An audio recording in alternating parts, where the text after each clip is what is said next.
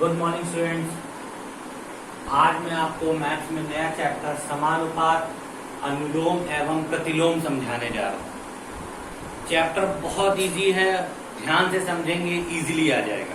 देखिए थोड़ा सा ध्यान दीजिएगा। समानुपात मतलब वो होता है, सम माने समान, अनुपात माने होता है बटना, कि कोई संख्या अगर समान भागों में बटी है तो उसको हम लोग समानुपात बोलते हैं। अब इसके लिए क्या होता है कि एक देखिए कैसे करते हैं, इसको थोड़ा सा ध्यान दीजिए। ये मैंने लिखा 30, डॉट लगाया 40, फिर डबल डॉट लगाया 45 और ये लगाया 7। याद रखिए दो दो में संख्याओं को बांट लीजिए और ये जो 4 बिंदी दिख रही है यही समानुपात का निशान होता है। ये जो आपको 4 बिंदी दिख रही है ये होता है समानुपात। इसमें एक फॉर्मूला लगता है, y पद का गुणनफल बराबर मध्य पदों का गुणनफल, यानी y पदों का गुणनफल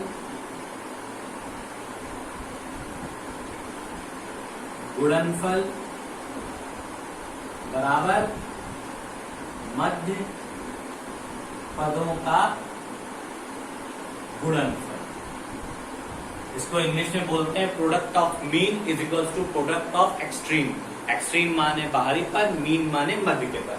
तो y पदों का गुणनफल के लिए क्या आ जाता है हमारा 30 × 60, बराबर का निशान लगाइए क्योंकि ये और ये हमारे सबसे बाहर लिखे हैं इसीलिए y पद हो गए, और 40 और 45 बीच में लिखे इसलिए मध्य पद हो गया। तो 40 × मल्टीप्लाई कीजिए 1800, इधर मल्टीप्लाई कीजिए 1800। देखिए दोनों पद का गुणनफल एक जैसा आया, इसका मतलब ये किसमें है, समानुपात में है। अगला देखिए 25, 35 तथा x समानुपात में है तो x का मान ज्ञात कीजिए। भाई देखिए समानुपात के लिए हमको 4 संख्याएं होनी चाहिए, मेरे पास तो 3 है। इस स्थिति में जो संख्या द्वितीय पद में होती है उसको एक बार और लिख दिया जाता है। तो देखिए द्वितीय पद की संख्या को मैंने एक बार और लिख दिया और यहाँ पे क्या लगा दिया x। अगर ये 35 पहले होता 25 बाद में होता तो हम 25 को 2 बार लिखते। तो जो द्वितीय पद की संख्या होती है वही 2 बार लिख दी जाती है। फिर वही तरीका क्या, y पदों का गुणनफल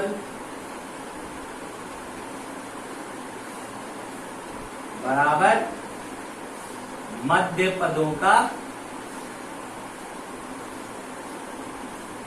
गुणनफल। अब देखिए y पदों के गुणनफल में y पद अब की क्या है मेरे 25 और इधर x, तो 25 × x। मध्य पद क्या है 35 × 35। x को यहीं रखिए, नीचे लेके चले जाइए, अपॉन में चला जाएगा x। 5 7 5 5 25, 5 7 35, फिर 5 1 5, 5 7 35, कितना आ गया हमारा 49। ये मेरा x का आंसर आ गया 49। बहुत इजी था। इसमें केवल एक ही ट्रिक थी, जब 3 पद दिए होंगे तो याद रखिएगा जो द्वितीय पद होगा उसको 2 बार हम लोग लिख के इसको सॉल्व कर लेते हैं। ये मेरा पूरी चीज समानुपात के बारे में हो गई। अब मैं आपको अनुलोम एवं प्रतिलोम के एक एक सवाल बताऊंगा। जस्ट एक बार इंट्रो दूंगा कि अनुलोम और प्रतिलोम क्या होता है। बहुत इजी ये भी होता है, इसमें तीर लगा के सॉल्व करते हैं। इसमें सवाल में देखा जाता है क्या चीज कितनी बार लिखी है। देखिए 25 मजदूर एक सप्ताह में इतने किलोमीटर लंबी सड़क बनाते हैं, इतने मजदूर उतने ही समय में इतने किलोमीटर लंबी सड़क बना लेंगे। अच्छा आप देखिए इसमें मजदूर किलोमीटर लिखा हुआ है, तो हम एक तरफ लिख देते हैं क्या मजदूर और एक तरफ लिख देते हैं अपना किलोमीटर। ठीक, 25 मजदूर जब लगते हैं तो कितने किलोमीटर लंबी सड़क बना लेते हैं 12.5। अब कितने किलोमीटर लंबी सड़क बनानी है 10.5 और कितने मजदूर, तो मान लिया एक्स। तो देखिए साफ कह रहा था 25 मजदूर है, एक सप्ताह में इतने किलोमीटर लंबी मजदूर सड़क बना लेते, तो यहाँ हमने 25 मजदूर लिखा और यहाँ पे इतने किलोमीटर लंबी सड़क लिख दिया। कितने मजदूर, तो मान लिया एक्स मजदूर। उतने ही समय में, समय वही दे रखा है 1 हफ्ते का, इतने किलोमीटर लंबी सड़क बना लेंगे। तो अब हमको देखिए एक बात, जिस तरफ एक्स हो उस तरफ को तो अपने आप नीचे का तीर लगा दीजिए। अब बारी दूसरे तरफ की है, तो अब इस सम को पढ़ना बंद करिए, केवल और केवल इतनी चीज को गौर से देखिए, इतनी चीज में कैसे हम सॉल्व करते हैं। देखिए 25 मजदूर हैं तो इतने किलोमीटर लंबी सड़क बनानी होगी। अब यहाँ सड़क की लंबाई कम हो गई तो मजदूरों की संख्या भी कितनी हो जाएगी, कम। अब एक सिंपल सी एग्जांपल मैं आपको दे रहा हूं कि अगर आपको अपने घर की सारे कमरे अगर खुदाई करानी और आप काम चाहते हैं जल्दी हो जाए, तो आप कमरे ज्यादा हैं तो आपको मजदूरों की संख्या ही बढ़ानी पड़ेगी, तभी काम जल्दी होगा। अगर केवल आपको एक कमरा ही पुताना हो या एक कमरे में ही केवल व्हाइट वॉशिंग करानी हो, तो क्या एक कमरे के लिए आप 10 मजदूर रखेंगे? नहीं। जब आपने कमरा कम कर दिया तो मजदूरों की संख्या भी आपने कम कर दी। तो वैसे ही जब ज्यादा लंबी सड़क बनानी थी तो मजदूर ज्यादा रखे थे, और जब कम लंबी सड़क बनानी है तो मजदूर भी कैसे रखे जाएंगे, कम। इस स्थिति में देखिए यहाँ भी संख्या कम आ रही है और यहाँ पे भी लंबाई कितनी दे रखी, कम।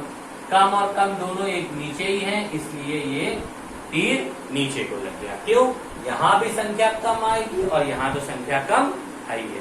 तो ये चीज आपको समझ में आ गई। जब ज्यादा लंबी सड़क बनानी थी मजदूर 25 थे, अब कम लंबी सड़क बनानी है तो मजदूरों की संख्या भी तो कम रखी जाएगी। कि मजदूर की संख्या आप उतनी रख देंगे? कभी नहीं रखेंगे, मजदूर की संख्या कम कर देंगे। क्यों? कम काम कम लेबर। आप कैसे करते हैं? देखिए सिंपल सी बात, 25/x इक्वल टू का साइन लगा दीजिए, 12.5/10.5।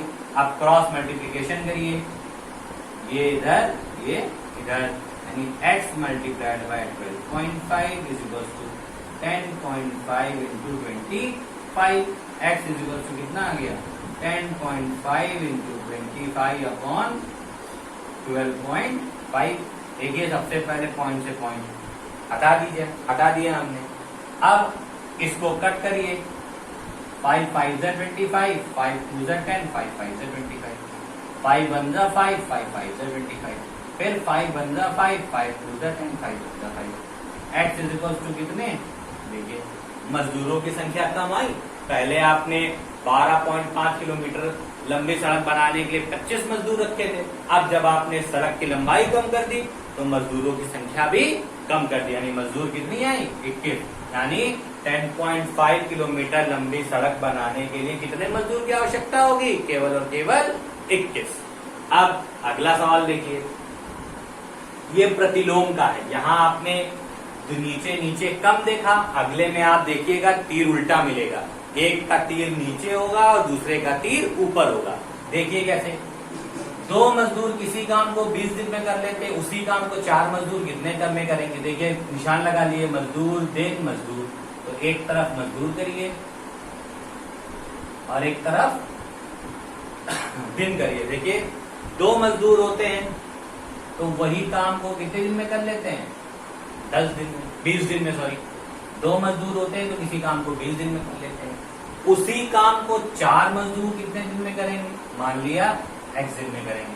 तो जिस तरफ x होता है उस तरफ को तो तीर हम अपने आप नीचे लगा देते हैं। अब देखिए, अच्छा सिंपल सी बात है, अगर आपके व्हाइट वॉशिंग का एग्जांपल लेते हैं कि अगर आपको एक कमरे, आपके पूरे घर की सफाई करनी है, आपके यहाँ 4 मेंबर हैं, तो अगर 4 मेंबर में से केवल आप अगर पूरे घर की सफाई करो तो आपको टाइम ज्यादा लगेगा।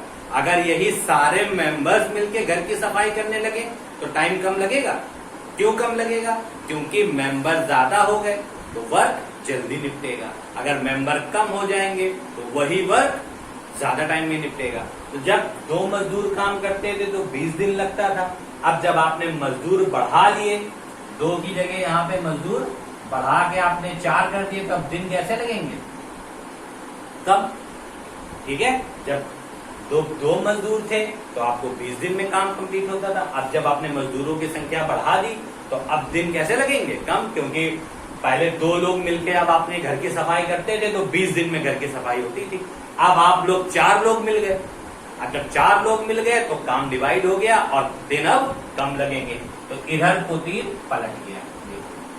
यही चीज मेरा कहना था, यहाँ एरो पलट गया क्योंकि यहाँ मजदूर बढ़ गए तो दिन यहाँ कम हो गए। इस सब में दोनों तरफ कम कम नीचे था, तीर नीचे लगा, यहाँ एक तरफ बढ़ा एक तरफ कम हुआ तो डिजिट पलट गई। अब देखिए इसको क्या करते हैं, इसको तो as it is note down कर लिया।